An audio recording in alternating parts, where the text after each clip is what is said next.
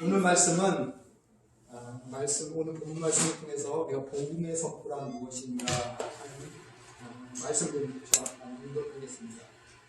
선교가 뭐냐, 복음이 뭐냐, 어떻게 하면 내가 전도할 수 있느냐. 사실 이 대답은요, 복음이 무엇인지를 확실히 알고 또 복음 선포의 의미가 무엇인지를 확실히 알면 이 대답은 쉬워진다고 하는 것이죠.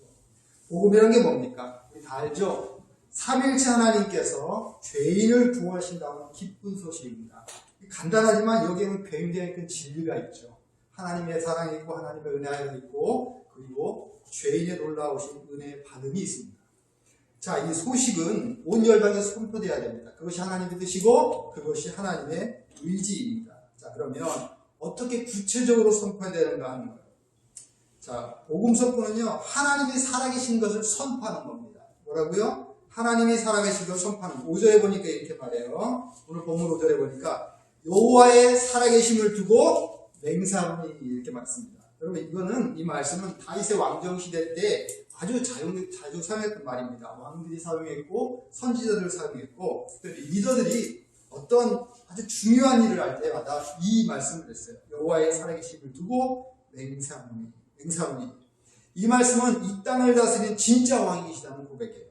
다윗은 늘 생각합니다. 나는 이스라엘 왕이지만 실제로 진짜 왕은 따로 계십니다. 그 왕이 바로 하나님이시다. 살아계신 하나님께서 이 땅 다스린다. 나는 왕의 대리인뿐이다. 이것이 다윗의 하나님에 대한 지식입니다. 복음 선포라고 하는 것은 바로 이것이에요. 이 믿음, 다윗이 갖던 그 믿음, 하나님께서 살아계신다고 하는 것을 선포하는 것을 복음 선포라고 하는 것이죠. 여러분, 하나님은 죽은 자의 하나님이 아니시죠. 산자의 하나님이십니다. 이것이 참된 믿음의 시작입니다. 전도, 선교, 이거 하나님 모르는 사람들에게 하나님께서 정말 살아계신다. 이 선교를 창조하신 하나님께 정말 살아계신다. 이것을 선포하는 것이죠. 여러분, 구원이라는 것이 무엇입니까? 그것은 바로 하나님의 아들인 예수님께서 이 예수님을 통해서만 하나님을 만날 수 있다. 이걸 통해서 얻는 놀라운 하나님의 선물이고 축복입니다. 이것이 바로 구원이죠. 예수님 통하지 않고는 하나님을 만날 수도 그리고 알 수도 없기 때문입니다. 예수님은 하나님의 아들이십니다. 예수님은 유일한 구원자이십니다. 이것을 우리는 늘 선포해야 될 줄 믿습니다. 여러분, 그런데요, 구원받고 예수님의 제자가 된다고 하는 건 역시 하나님의 살아계신다는 믿음을 갖고 살아가는 거잖아요. 우리 예수 믿어요. 하나님 살아계신 것을 믿어요. 그런데 하나님 살아계신 것을 믿는 것과 그 믿음이 강하게 우리 안에 잠재하면서 진짜 하나님께 살아계신 걸 확신하는 것과는 조금 다른 것 같아요. 우리 예수님을 믿습니다. 그리고 구원받습니다. 그런데 이 세상 살면서 정말 하나님이 살아계신다는 것을 확신한다면 내가 사는 삶 자체가 달라진다는 거죠. 저와 여러분은 살아있기 때문에 서로 만나죠. 볼 수 있죠. 대화하잖아요. 하나님이 살아계시다면 우리 하나님 만날 수 있죠. 하나님 볼 수 있죠. 하나님 대화할 수 있어요. 우리 예배를 통해서, 말씀을 통해서, 기도를 통해서 뭐든지 다 할 수가 있습니다. 그렇다면 우리가 하나님을 살아가신 걸 확신할 때는 정말 신앙에 힘이 생기고 진짜 우리의 삶 가운데 놀라운 능력이 선포될 줄 믿습니다. 그런데요, 이 믿음이 늘 간절하면 좋지만 가끔 그리스도인들도 이 믿음이 약해질 때가 있단 말이에요. 신앙생활에 힘이 없습니다. 그때는요. 그리스도인이지만은 자유함이 없고 기쁨이 없고 감사가 없고 의심이 있고 늘 낙심해요. 그래서 사실은 이 복음의 선포는 믿는 자에게는 반드시 필요하지만 동시에 그리스도인들에게도 또한 필요한 것입니다. 우리는 늘 복음을 생각해야 돼요. 복음을 늘 드려야 돼요. 그래서 하나님이 살아계신다는 것을 확신하고 또 확신하고 믿고 묵상해야 되는 것이죠. 다윗의 일생은요, 온 일생이 이러한 믿음으로 가득 찼습니다. 하나님께서 살아계신다. 특별히 여호와의 하나님, 약속의 하나님께서 살아계신다. 그것을 믿었어요. 골리앗과 대결할 때도 살아계신 하나님, 골리앗을 상대할 걸 믿었습니다. 그래서 그 어린 나이에도 당당하게 나가서 그 거인 같은 골리앗을 물리치게 됩니다. 그리고 나서도요, 수십 년 동안 사울 왕에게 쫓깁니다. 생명의 위협을 받습니다. 그런데 다윗은 염려하지 않아요. 왜요? 자신을 기름 부어주시고 축복을 약속하시고 그리고 하나님께서 이스라엘 왕으로 약속하신 그 하나님을 믿었기 때문에 그 믿음을 갖고 묵묵히 견뎠어요. 근 40년을 견뎠습니다. 그리고 나서도 그 믿음은 계속 되었어요. 그것이 다윗이었고, 이 다윗 때문에 이스라엘 역사에, 아니 성경 역사의 위대한 왕이고, 그리고 모범적인 신앙인으로 우리가 바라보고 있는 것이죠. 그는 그의 삶을 10편 16편에 이렇게 기록하고 있어요. 내가 여호와를 앞에 모시고 이랬어요. 내가 여호와를 어디에요? 앞에. 자, 그 무슨 말이에요? 하나님 앞섰다는 거예요. 하나님 딱 앞세우고 하나님만 보고 간 거예요. 세상 보지 않았어요. 환경 보지 않았어요. 자기의 처지 보지 않았어요. 하나님 앞에 서니까 하나님만 보여요. 그러니까 하나님만 보고 가는 거예요.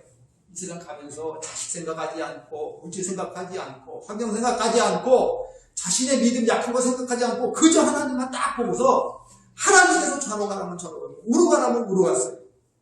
선교하라고 하면 선교하고, 전도하라면 전도했어요. 성경 보라면 성경 읽었습니다. 기도하라면 기도했습니다. 교회 세우라면요, 힘을 써서 교회를 세웠어요.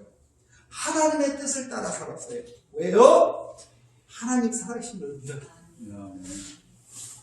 하나님께서 살아계시고 하나님 살아계신 하나님께 명령하시는데 당연히 따라야죠. 여러분, 그런데요, 이 다윗이요, 하나님이 살아계신다는 것을 잊고 산 순간이 있었어요. 바로 우리아의 아내 밧세바를 범한 것입니다. 이분이 범했습니다. 간음죄 저질렀습니다. 하나님의 계명을 어겼습니다. 그것뿐만 아니죠. 자신의 범죄를 은폐하려고 살인을 저질렀어요. 우리아를, 그 남편이 우리아를 전쟁으로 내몰라서 죽임을 당하게 했습니다. 살인 죄를 저질렀습니다. 하나님을 따른다는 사람은 하나님 계명 2가지나 저질렀어요.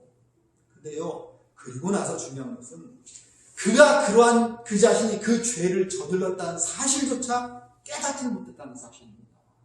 다윗은 자기가 그렇게 끔찍한 죄를 저지르고도 그 죄를 저질렀다는 죄책감이 요만큼도 없었어요. 이것이 여러분 죄의 무서움입니다. 죄는 저지르는 순간 죄가 이미 그 마음과 영혼을 확 사로잡고 가려버립니다. 그래서 자신의 행동이 어떤 행동을 했는지, 자신의 마음이 얼마나 부패한지를 스스로 알지 못하게 하는 것이 바로 죄입니다. 죄인들은 다 그래요. 세상에 있는 죄인들은요, 죄에 가려서 하나님을 모르는 거예요. 절대 알 수가 없습니다. 죄인은 하나님이 살아계신다는 것을 믿을 수도 없습니다. 그 죄인들에게 가서 말하는 것입니다. 하나님이 살아계십니다. 정말 살아계십니다. 여러분, 다윗은요, 죄를 범하고 자신의 죄를 깨닫지 못했다고 했잖아요. 그런 다윗에게 하나님께서는 선지자 나단을 보냈잖아요. 이야기 알고 계시죠? 이게 오늘 본문 내용이거든요. 나단이 다윗에게 이렇게 얘기를 들려주는 거예요. 한 마을에 가난한 자가 부자가 있었습니다. 가난한 자는 아무것도 없고 오직 작은 암양 새끼가 있었어요. 그래서 그 암양을 자기 자식처럼 먹이고 입히고 자고 마치 딸처럼 키웠어요. 그런데 어느 날 부자에게 손님이 찾아왔어요. 그러자 이 부자가 그 손님 대접하고자 자기 양소를 잡지 않고 그 가난한 자가 딸같이 여기는 그 암양 뺏어가지고 요리해가지고 손님 대접했어요. 이 이야기를 듣자마자 다윗이 어떻게 반응했어요? 분노했습니다. 오늘 7절 한번 보실까요? 본문 7절 보시니까 이렇게 해요.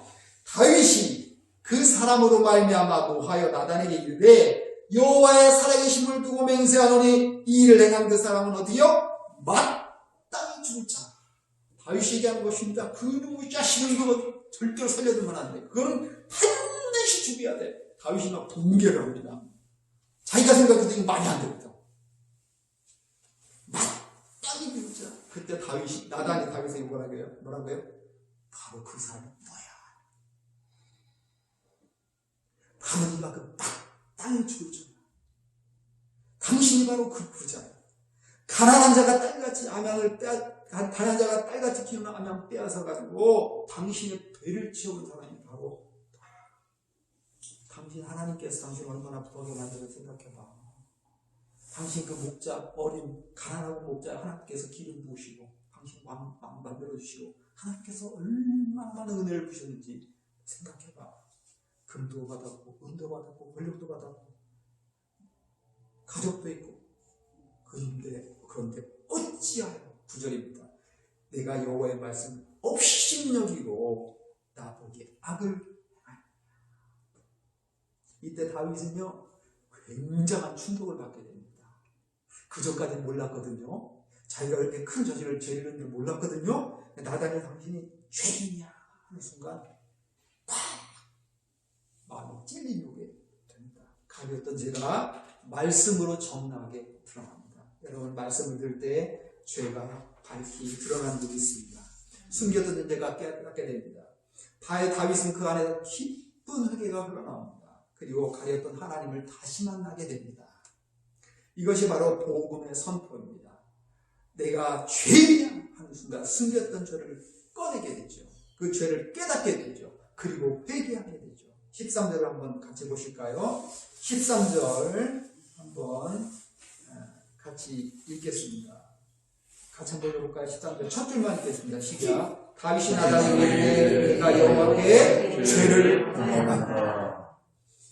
다윗이 위대한 점 중에 하나가 이거예요. 다윗은요 그 죄를 하나님께서 폭로하는 순간 회개하게 됩니다. 내가 바로 죄인입니다. 내가 바로 죄인입니다. 여러분 복음이라고 하는 것은 복음 선포는 하나님을 알려주는 동시에 자신이 죄인을 깨닫게 하는 것입니다. 필리핀은요 하나님을 알지 못하는 자가 참 많아요. 교회 건물은 많습니다. 교회 건물은 많은데 진짜 교회가 드물어요. 산 구석구석 가면 교회가 있어요. 그런데 구석구석에 있는 교회가 대부분 이단 교회가 많아요. 타락하고 부패하고 음행하는 자들이 넘쳐나죠. 이단과 거짓 교리를 신봉한 들이 참 많아요. 그래서 필리핀에 선교가 필요한 이유가 진짜 참 진리를 가르쳐 주셔야 되거든요. 당신이 죄인이다. 거짓 교리를 믿고 아직도 거짓 신을 믿고 하나님을 알지 못하고 예수를 통한 하나님을 알지 못하고 이상한 하나님을 알는 이상한 이 우상들에게 숭배하는 그런 자들에게 선포하는 것이 바로 필리핀 선교의 목적이기도 합니다. 제가 덤사이트 그 필리핀 현지인 교회 청년대학부를 담당하고 있었어요. 그 중에 한 청년이 있었어요. 이 한 청년이 전에는 참 술을 많이 마시고 담배를 그렇게 많이 펴가지고 나중에는 이제 성대 절제술을 했습니다. 성대가 없어요. 구멍이 뻥 뚫려가지고 있는 그런 청년인데 그러는 가운데 교회에서 그 음란한 삶 가운데 교회를 알게 됐습니다. 그리고 정말 신앙생활 열심히 했어요. 성경도 얼마나 열심히 제가 가기만 하면 매일 물어보는 거예요. 매일 물어보는 거예요. 결국 신학교까지 등록을 했습니다. 그리고 공부했습니다. 그런데 여러분 그렇게 해서 계속 갔으면 좋은데 이 청년이 이상한 데 빠져들었어요. 그냥 교수들이 가르쳐주는 거 목사님이 가르쳐주는 거는 잘 배우면 되는데 자꾸 유튜브에서 이상한 걸 보기 시작하는 거예요. 그러면서 종말론에 심취하고 말았습니다. 그것도 거짓 종말론에 심취되고 말았습니다. 그리고 뭐라고 얘기하냐면 코로나 백신이 짐승의 표다 그랬어요. 그래서 백신을 안 맞았습니다. 백신 맞으면 구원에 떨어진다고 자꾸 얘기하는 거예요. 제가 성경 갔다 하면서 아무리 얘기도 듣지 않아요. 벌써 이게 확 켜가지고 말을 듣지 않아요. 백신은 그저 약이야, 백신이야. 그런데 그리고는 결국에는요 교회 떠났습니다. 그리고 신학교를 떠났습니다. 그리고 나서 며칠 있다가 문자가 왔어요. 목사님 잘 계시죠? 야 그래 잘지. 너 정신 차리니까. 그랬더니 2000년이래요. 목사님 저는 2022년 9월 15일을 아주 손꼽아 기다리고 있어요. 왜? 제가 공부하면서 다니엘서를 보니까 바로 그날 예수님이 재림하신대요. 내가 저 무슨 일도 내가 말했죠. 그래 기다려봐라. 드디어 9월 15일이 됐습니다. 무슨 일이 있었을까요? 아무 일도 없었어요. 그리고 며칠 있다가 문자가 왔어요. 목사님 아무 일도 아니라 그러더라고요. 그래서 제가 문자 또 했어요. 야 정신 좀 차리지 말고 제발 딴 데 신경 쓰지 말고 그거 해도 안 돼. 그거 예수님 재림 만날 때는 하나님밖에 몰라. 예수님도 모르고 아무도 몰라. 그러니까 쓴데도 신경 쓰지 말고 제발 좀 하나님에 대해서 좀 알고 하나님께서 예수님을 통해서 어떤 일을 행하시는지 알고 복음을 좀 깊이 누려라. 어쨌든 그리고 나서 이제 한참 시간이 걸렸어요. 1주인가 2주인가 더 있다가 또 문자가 왔어요. 뒷 왔어요. 그랬더니 목사님 제가 잘못 계산했어요. 2030년에 예수님 오신대요. 여러분 이게요 필리핀의 영적 상태의 한 1단면입니다. 사실은요 필리핀이 굉장히 카톨릭 국가이고 뭐 그리스도 교회가 많이 세워지고 이런 것 같지만 사실은 영적으로는 굉장히 혼탁해요. 거짓 믿음이 질비하고 이 평신도뿐만 아니라요, 목사님들도 여기에 빠진 사람이 너무 많아요. 깜짝깜짝 제가 놀랄 때가 많아요. 복음에 대해서 생각하지 않고 자꾸 이상한 거, 뭐 특별한 거 이렇게 얘기하는 것이죠. 여러분, 우리는 가장 중요한 건 복음을 믿습니다. 하나님께서 이 땅에 왜 예수님을 보냈으며, 하나님께서 천지를 창조하셔서 어떤 일이 일어났으며, 그리고 예수님께서 어떻게 오셨으며 어떤 일을 행하는지, 그것이 우리의 참으로 받아야 될 놀라운 은혜인 줄 믿습니다. 바로 이렇게 수많은 영적으로 눈먼 자들이 있죠. 사실은 제가 와가지고 깜짝 놀란 것이, 제가 운동하러 갔거든요. 운동하러 갔는데, 운동하는 그 야외에 이렇게 헬스기구 많이 이렇게 설치해 놓잖아요. 갔는데 딱 보니까 무슨 1000명이 제가 기억이 안 나, 10만 몇 명이 성경 공부를 했습니다 이렇게 나오더라고요. 그래서 몇 명이 나와 있더라고. 딱 보니까 신천지야, 신천지. 신천지가 여기 먼저 딱 해가지고 진짜 교회인 것처럼. 참 제가 씁쓸하더라고요. 저도 와서 보면서. 여러분, 우리나라도 그리스도의 놀라운 은혜 가운데 성장을 하고 은혜를 누렸지만 여전히 영적으로 복음을 누리지 못한 사람들이 많습니다. 이런 사람들에게 말하는 것이죠. 복음에 대해서 하나님께 살아계신다. 그리고 당신이 진짜 죄인이야. 여러분, 이것을 믿어야 될 때, 그때 복음의 진참 진리를 누리게 될 줄 믿습니다.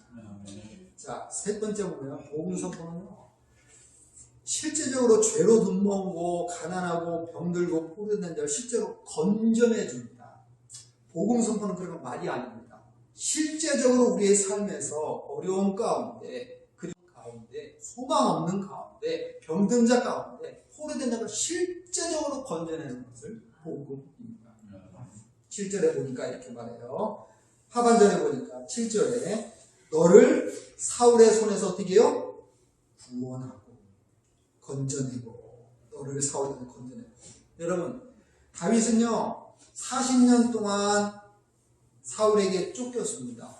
그리고 40년뿐만 아니라 다윗이 태어나서부터 죽을 때까지 하나님의 보호하심을 받았습니다.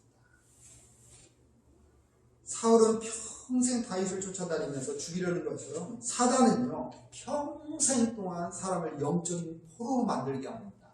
그것이 특별히 우리 그리스도인들에게 더 강력하게 임하게 되죠. 왜냐하면 죄인들은 이미 영적인 포로가 되니까 이미 그건 벌써 하나님의 사람이 아니에요. 죄인의 사람이에요. 죄인의 포로요. 그러니까 그거는 손댈 필요가 없어요. 그래서요, 이 그리스도인들을 집중 공략합니다.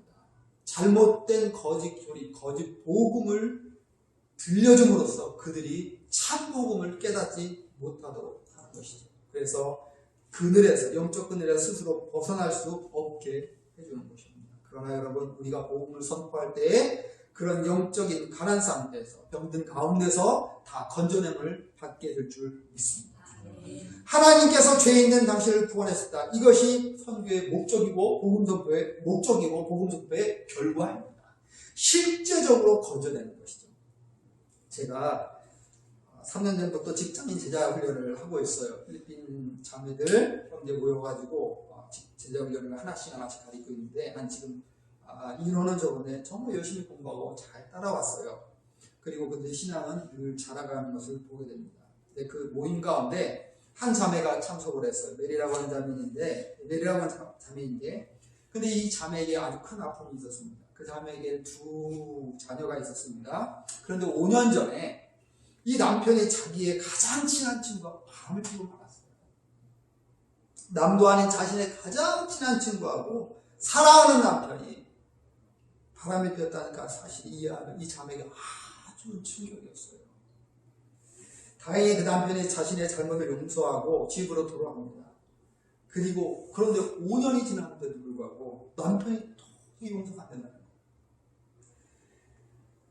아무리 남편이 용서해달라고 하고, 아무리 남편이 용서해달라고 애를 써도 도저히 마음에는 용서가 안 되는 거예요. 물론 받아들였어요. 그래서 집에서 같이 살아요. 그런데 남처럼 살아요. 도저히 용서가 안 되고, 이 고통이 나중에는요 멍해가 됐습니다. 그 자매가 말하는 것입니다. 가슴속에 멍이 있는 것 같아요. 그래서 이걸 치료하려고 나가고 산으로도 나가고 들로도 나가고 오토바이 타고 쫙 나가는 거예요. 그런데도 눈만 뜨면 남편이 보이고 그 남편이 보이면 그때 생각이 나고 가슴이 탁 미어지는 거예요. 5년 동안 남편하고 한 집에서 사는데 같이 차 한 잔을 안 마셨대요. 그렇게 5년이 지나서 이제 저하고 만나게 된 겁니다. 제가 그 자매에게 무엇을 도와줄 수 있겠어요? 복음을 들려줬죠. 우린 죄인이에요, 자매. 그런데 하나님께서 우리 용서하기 위해서 예수님에게 보내셨어요. 하나님의 아들의 스스로 사람되셨어요. 그리고 죄를 대신해서 십자가에 살찌고 피 흘려 죽으셨어요. 바로 당신 구하기 위해서 하나님께서 그 놀라운 사랑을 베푸신 거예요. 하나님의 놀라운 사랑을 당신이 받은 거예요. 복음을 계속해서 들려줬습니다. 그리고 나서 이렇게 얘기했습니다. 그렇게 큰 사랑을 받았는데 당신 남편을 용서하지 못할 게 뭐예요? 성경에 보니까 원수 사랑하라고 했는데 원수가 아니고 당신 남편이고, 그리고 내가 말하는 거 보니까 아직도 당신이 남편 사랑하는 것 같고 남편이 당신 사랑하는 것 같은데, 진짜 행복하고 싶으면 용서하세요. 정말 행복하고 싶으면 사랑하세요. 용서하고 사랑하는 순간 당신 몸에 있는 멍해가 싹 사라질 거예요. 그때 끄덕끄덕 하더라고요. 눈물을 대빨 흘리면서 가더라고요. 다음 주에 문자가 왔어요. 띠딕띠딕. 여기는 문자를 굉장히 잘 써요. 목사님, 5년 만에 처음 남편하고 카페를 갔습니다. 남편을 다 용서했어요. 예수님의 사랑으로 다 용서하고 예수님의 사랑이 그들을 부부로 다시 이어졌어요. 그리고 나서 틈만 나면 카페를 가고 너무너무 행복하게 지내더라고요. 그리고 몇 주 후에 그 남편이 아이들과 같이 제자를 참석했어요. 그래서 복음을 듣고 또 은혜를 받고 행복하고 환한 얼굴로 아름다운 가정을 만들게 되었습니다. 여러분, 복음이라는 게 뭡니까? 이것이 복음의 능력이죠. 복음은요, 실제적으로 죄 멀고 가난하고 병들고 포로된 자를 건져야 되는 줄 믿습니다. 또 복음 선포라고 하는 것은 하나님의 축복과 은혜를 삶 가운데 누리게 해주는 것입니다. 8절 말씀에 이렇게 말해요.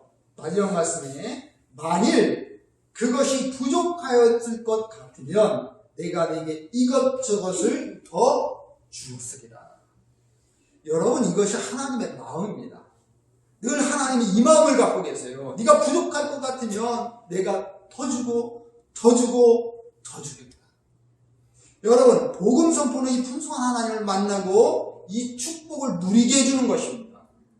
복음은 이 풍성한 하나님의 차고 넘치고 차고 넘치고 흔들어 주신 하나님을 경험하게 됩니다. 하나님을 만나면 이 풍성함을 다 경험하게 됩니다. 하나님을 인격적으로 만나고 하나님을 인격적으로 대화를 하고 하나님께 인격적으로 기도하면서 그 하나님의 음성을 듣고 하나님의 진리를 따라간다면 여러분 모두 다 이 놀라운 은혜를 경험하게 될 줄 믿습니다. 청소년 제자 훈련을 하다 보면 청소년 제자 훈련은 보통 이제 그 중학생 이상, 고등학생에서 대학생을 이야기해요. 여기서는요. 공통적으로 기도 제목이 한 두세 가지가 있어요. 첫 번째 뭐냐면 재정에 대한 겁니다. 목사님, 학교 다니는데 등록금이 없어요. 목사님, 요새 우리 엄마 아빠가 직업을 못 찾아가지고 먹을 것이 없어요. 제가 지금 생각하는 데가 시내에서 제일 가난한 동네거든요. 그러니까 굉장히 힘든, 보통 가장 옛날에 납부된 적이 뭐가 있었냐면 쓰레기장이 있었는데 그 쓰레기장 옆에 있는 교회에서 지금 사역을 했었어요. 그들의 삶이 그렇게 넉넉하지 않아요. 늘 재정 때문에 기도를 해요. 그리고 또 하나는 뭐냐면 가족에 대한 것입니다. 어떤 친구는 부모가 없어요. 어떤 친구는 부모가 매일 싸워요. 매일 술 먹고 아버지가 와가지고 팽팽 부리고 엄마를 때리고, 또 어떤 가정 보면은 엄마가 그렇게 자식한테 그렇게 막말해요. 너 사탄 자식이라고 막 나가라고 하면서 부모 때문에 상처도 받고 부모가 없어도 상처도 받는 친구들이 많아요. 그래서 늘 하는 기도 제목이 가정을 축복해 주세요. 이런 제목입니다. 이 필리핀 친구들이 굉장히 감성적이에요. 그래서 제자훈련에 딱 모이면은 벌써 근심이 있는 친구가 다 보여요. 얼굴에 다크서클이 쫙 내려앉아가지고 벌써 아이고 얘는 무슨 문제 있구나 이럴 정도거든요. 그리고 또 기분이 좋으면 금방 또 팍팍 웃는 감정적으로 굉장히 기복이 심한 친구들인데 여러분 상처도 많이 받고요. 감사도 많이 받고요. 여러분 이런 친구들에게 어떤 도움을 줄까요? 물론 우리가 빵도 줄 수도 있고 재정적으로 지원해 줄 수도 있어요. 그러나 여러분 제일 중요한 건 뭡니까? 바로 하나님을 가르치는 것이죠. 하나님이 누구인지를 가르쳐주는 거예요. 하나님이 어떤 일을 행하셨는지 복음을 가르치는 것입니다. 하나님의 사랑을 가르치고 하나님의 능력과 은혜를 정말로 가르치고 이 친구들에게 그 믿음을 훈련시키는 거예요. 이게 바로 제자훈련이거든요. 제자훈련 통해서 환경 보지 않고 하나님 바라보게 해주죠. 우울하고 가난하고 힘들고 상처받은 환경 대신에 예수 그리스도의 놀라운 사랑과 그 대속의 은혜를 가르치는 것입니다. 부모가 너를 손가락질해도 하나님 너를 지금 네가 부모가 없어? 돌봐줄 수는 없다고 맨날 울잖아? 아니야. 하나님이 네 부모가 되시고 예수님 너와 영원히 계셔. 우리가 믿는 하나님은 인색하지 않아. 네가 기도하면 간절히 바라면 정말 하나님께서 주실 거야. 여러분 저희 삶이 똑같았거든요. 저희 삶이 늘 풍족하지 않은 가운데서도 하나님께 늘 구할 때 하나님께서 주셨거든요. 제 얘기를 해줘요. 내가 이렇게 살았는데 나 이렇게 했다. 그러면서 그 아이들이 하나님을 느끼게 되는 것이죠. 그러면서 2년 3년 제자훈련하면서 이 애들이 하나님을 바라보는 지혜를 갖게 돼요. 나눔의 시간이 지날수록 감사가 많아지죠. 반증이 많아집니다. 한탄이 감격의 눈물이 됩니다. 생각지 못한 기적도 보게 됩니다. 하나씩 하나님의 존재가 그들의 삶을 지배합니다. 그전에는 늘 힘들었거든요. 돈 때문에 힘들었고 부모 때문에 힘들었고 자신의 처지 때문에 힘들었어요. 그런데 그거 다 제거해버리고 하나님을 하나씩 집어넣어요. 하나님의 존재가 그들의 삶을 지배하면서 감사할 줄 알게 돼요. 돈 없는 가운데 헌금도 할 줄 알게 돼요. 섬기는 것이 무엇인지도 알게 돼요. 사실 제가 준비한 거를 보시면 좀 더 은혜가 됐을 건데 제가 있는 곳에서 한 2시간 반 정도 가는 곳에 원주민 신학교가 있고 그 원주민 신학교에서 그 주위로 원주민 교회들이 굉장히 많아요. 이 친구들이 자기가 복음을 딱 듣고 나서 너무너무 감격스러워. 사실 친구들이 돈이 별로 없거든요. 그래도 너무너무 감격스러워. 자기도 복음을 좀 딴 사람한테 전하고 싶다. 이 복음을 나누고 싶다. 그래서 돈을 모았어요. 돈을 모아가지고 미션 트립을 갔습니다. 미션 트립을 갔는데 거기가 다 산지거든요. 다 산지예요. 그런데 그날 비가 너무너무 많이 와가지고 비를 맞고 막 산길로 올라가는데 우리가 말하는 산길하고 좀 다릅니다. 거기는. 그 비가 오면 진흙이 이렇게 이제 땅이 이제 진흙바닥이거든요. 근데 그 진흙이 우리나라 진흙을 한번 딱 밟고서 툭 털면 발이 털리죠. 근데 이 나라 진흙은요. 한 번 밟으면 이만큼 붙어요. 2번 밟으면 이만큼 붙어요. 이게 흔들려도 떨어지질 않아요. 그러니까 결국 애들이 어떻게 되냐. 신발을 벗고 맨발을 막 올라갑니다. 그 맨발 산길을 한 4시간, 5시간 쭉 올라가면서 그러면서 또 기쁜 마음으로 힘들게 올라가서 하나는 한 4시간 올라갔거든요. 비 맞으면 4시간 올라갔는데 쫙 올라가는데 그 길을 우리가 올라가서 원주민 목사님이 이제 인도해 가지고 쭉 가게 돼요. 갔는데 쭉 갔는데 정상에 오르니까 원주민 목사 한마디 하시더라고요. 우리가 길을 잘못 들었는데요. 그리고 나서 1시간 반을 다시 거꾸로 가가지고 쭉 갔어요. 그러니까 벌써 저희가 7시면 떠났는데 2시 돼요. 거기서 또 마을 사람, 교회 사람 모여가지고 찬양하고 축복하고 설교하고 그리고 나서 다른 교회로 이동하고 그런 일들을 했었어요. 여러분 필리핀 가난합니다. 사는 것이 힘겹습니다. 한 달 내내 쉬지 않고 일해도 20만 원씩 되지 않아요. 그 중에 3분의 1은 4분의 1 절반은 월세를 냅니다. 나머지 몇십만 원으로 살아갑니다. 그런 삶이 변화되기 힘든 사회 구조를 갖고 있어요. 아무리 일해도 그 삶을 뛰어넘을 수 있는 가능성이 거의 없습니다. 빈부격차가 너무 크기 때문에. 그들에게 빵 필요합니다. 그러나 정말 필요한 것은 복음. 하나님을 바라보면서 지혜를 배우는 것이죠. 육신이 있어도 물질이 없어도 건강에도 병이 있어도 병들어도 하나님의 사랑과 하나님의 은혜를 바라볼 수 있다면 여러분 그것처럼 기쁜 삶이 어디 있겠습니까? 하나님이 살아계시다. 이 믿음은요 우리에게 소망입니다. 하나님께서 살아계시다. 이 믿음은 우리를 넉넉하게 이기게 합니다. 사랑하는 세종로 큰사랑교회 성도 여러분, 하나님은 살아계십니다. 하나님은 살아계십니다. 하나님께서는 죄인을 구원하십니다. 하나님께서 여러분을 이미 구원하셨습니다. 그리고 지금도 하나님은 여러분 구원하기를 원하세요. 만일 그것이 부족하였을 것 같으면 내게 이것저것 더 주었으리라. 여러분 이것이 살아계신 하나님의 마음입니다. 이 하나님의 마음으로 가득 찬다면 여러분 우리의 삶이 기쁨밖에 뭐가 있겠어요. 사랑하는 여러분, 하나님은 살아계십니다. 하나님은 살아계시며 여러분을 축복하십니다. 기도하겠습니다. 선명하시고 거룩하신 우리 아버지 하나님, 이 귀하고 복된 교회에 이렇게 말씀을 증거하게 있도록 보내주시고 참 감사합니다.